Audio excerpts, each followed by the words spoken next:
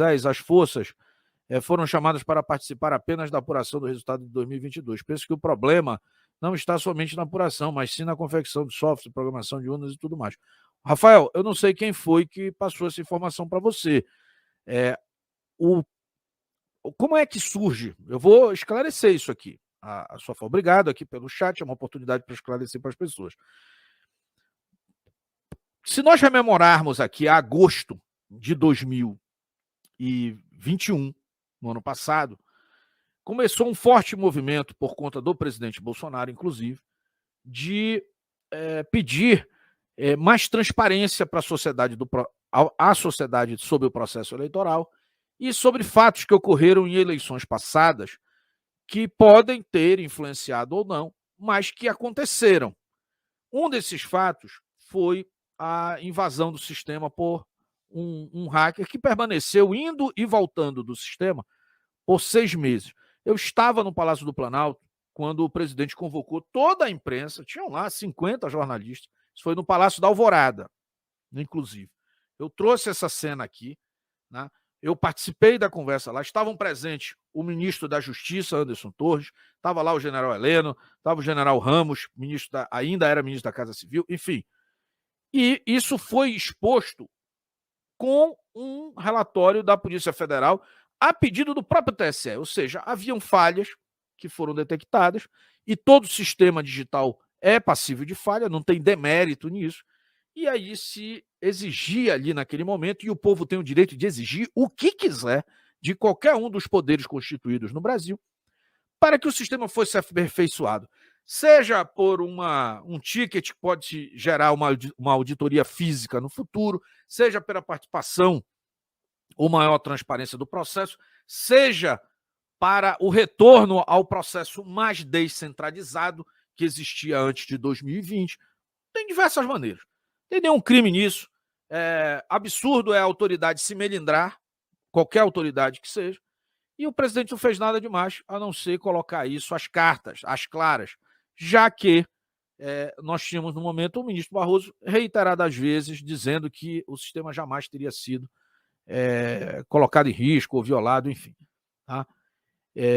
O que aconteceu de lá para cá? Isso escalou de uma forma que o ápice foi o próprio 7 de setembro de 2021.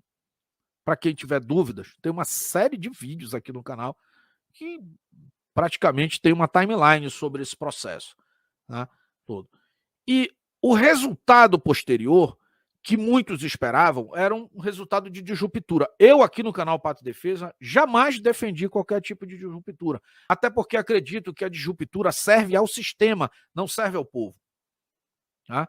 E que uma solução dentro, né, do ordenamento jurídico brasileiro deveria ser buscada. Pois bem, a gente, é óbvio, ficou frustrado com algumas coisas, algumas situações pontuais poderiam ter sido, vamos dizer assim, mais ostensivas e foram dispensadas, mas uma coisa que ficou claro, tudo isso é para responder ao Rafael Boenen, mas uma coisa que ficou muito clara foi a convocação que o presidente da República fez ao ministro da Defesa, general Braga Neto, para que houvesse um empenho das forças de participar de todo o processo eleitoral. Desde a abertura do código para a compreensão total dos técnicos da defesa, tem 300 homens do setor da defesa envolvidos nisso nesse momento. Não é que vai envolver. Já existe essa composição hoje. Que uma série de documentos também e relatórios de sugestões, houve isso, é importante, sugestões para a melhora do sistema também seja implementado, e é óbvio, né, que o TSE precisa entrar em sintonia com as forças para que isso ocorra. Mas não é um processo só de conferência dos votos. Tá? E também não é só um processo digital. O Exército e as Forças Armadas já participam a partir do oferecimento de GLO, que sempre acontece nesse período, para o acompanhamento, inclusive logístico, da distribuição de urnas eletrônicas nas áreas mais remotas do Brasil. Mas não só nas áreas remotas, nas áreas onde se considera o risco, onde pode haver a infiltração de pessoas para manipular, inclusive fisicamente, esses equipamentos. Isso tudo já existe. O que aconteceu é que o presidente botou na conta do Ministério da Defesa e, consequentemente, das três forças, uma participação efetiva para que as próprias forças chancelem o processo, a transparência do processo. As Forças Armadas aceitam ou não essa missão, são obrigadas a aceitar, já que é uma missão dada pelo comandante, tá? Mas com a figura de quem tem responsabilidade ativa sobre o processo. É importante isso que a gente está. A pergunta foi muito boa ali do Rafael, tá? Mas não é só, tá? Só para deixar isso bem claro. A ideia é que participe do processo do início ao fim. Desde abertura de código, acompanhamento logístico e, por fim, do processo de apuração, inclusive na sala, a chamada sala secreta. Tá? Outra coisa, a presença das Forças Armadas, tem uma instituição no Brasil, a nível federal, que está presente em todo o território nacional, é as Forças Armadas. Existe um termômetro que as Forças Armadas têm de sensibilidade maior do que qualquer outra instituição. Tá? Que é a sensibilidade na ponta, em todos os pontos e unidades da federação.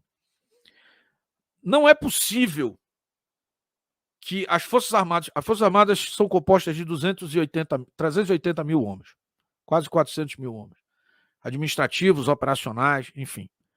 Só o Exército são, acho que quase 200 mil homens. Não é possível que o comando das forças, que é estratégico, que detém setores de inteligência ostensiva, tá? Consigam apurar, como sensores da sociedade, uma discrepância entre o que se está presenciando na realidade da sociedade e uma incoerência, por exemplo, com o número apurado na urna. Eu confio na ampla participação das Forças Armadas como fiel do processo. Agora tem um óbice, e isso sim precisa ser dito, viu, Rafael? O Tribunal Superior Eleitoral ainda não respondeu aos inquéritos iniciais, né? As tratativas iniciais das forças. Foi feito o relatório, foi enviado o documento e se está aguardando esse retorno das forças. Tá? Então, desculpa ter me estendido muito sobre essa questão, mas eu acho que é uma questão importantíssima para nós brasileiros. Tá? Importantíssima. E mais, eu tenho falado isso, inclusive, nas nossas lives de membros, que a gente aprofunda. É óbvio que não vai ser tudo o que a gente esperava, ainda. Mas o mundo é grande, o universo é maior ainda. Não sei se dá para a gente corrigir, até usei um exemplo bastante exagerado. Não sei se dá para a gente corrigir todos os problemas, inclusive o que está acontecendo em Plutão. Né? Mas aquilo que está no nosso alcance, né, até usei um exemplo bem coloquial, bem simplório mesmo, mas aquela bolinha de papel que está ali no chão, que a gente pode juntar e colocar no cesto de lixo, a gente vai fazer isso. Qual é o papel do povo brasileiro nesse momento? Acreditar minimamente, eu acredito plenamente, mas acreditar minimamente que o envolvimento das forças, a chancela de uma instituição de séculos de história, não será dada. Aí a confusão pode vir depois disso. Se a turma das forças disser, olha, não vou chancelar isso aí porque não confio, aí a gente vai ter que repensar tudo aqui. Mas até o momento o que consta é o seguinte, as forças estão se envolvendo e elas não vão embarcar numa canoa furada. Se eles sentirem que eles não têm como garantir esse processo, eu tenho certeza, até porque eles primam muito por essa questão da confiança e tudo mais que a sociedade tem neles, eles colocarão isso a público. E aí a gente não vai antecipar essa dor. No momento, o ponto que eu vejo que nós estamos as forças já fizeram a sua parte, demandaram. Eu conversei pessoalmente com o general responsável pela condução do processo digital, né, da fiscalização, a parte de guerra eletrônica, todo, que é o diretor do Condeciber, né, que é o Comando de Defesa Cibernética. Eles fizeram as demandas, estão aguardando as respostas. Esse é um processo de troca. Né? Aí o próprio presidente respondeu recentemente, semana passada, que eles ainda não haviam respondido, mas que iriam cobrar a partir desta semana o processo. eu acredito que a gente tem que trabalhar com essa certeza do envolvimento das forças. Tá? Desculpa ter me alongado um pouquinho na resposta, mas eu acredito que é importante.